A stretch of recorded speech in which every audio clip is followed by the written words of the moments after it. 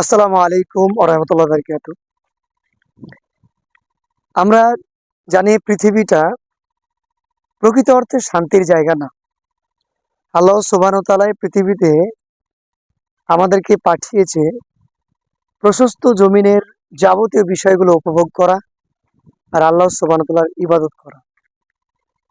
এরই মাঝে জীবনে চলতে, চলতে আপনি বিভিন্ন বাধা, বিপত্তি, প্রতিকূলতা, কিছু মানুষের সমালোচনা, কুরুচিপূর্ণ কথা আপনার অন্তরে এসে আঘাত করবে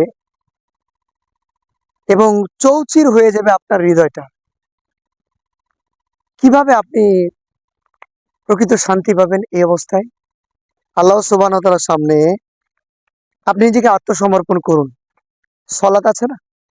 আল্লাহ সুবহানাহু ওয়া তাআলা যে সলাত আমাদের দিয়ে সেই সলাতে আল্লাহ তাআলার কাছে অশ্রু সজল নয়নে চাইতে থাকুন, হে আল্লাহ তুমি আমাকে সৃষ্টি করেছো, দায়িত্ব তোমার এবং কিভাবে তোমার সেই সৃষ্ট জান্নাতকে অ্যাচিভ করতে পারবো সেই ক্ষমতা আমার মধ্যে তুমি বাড়িয়ে দাও এবং তোমার রহমতের চাদরে আমাকে জড়িয়ে নাও।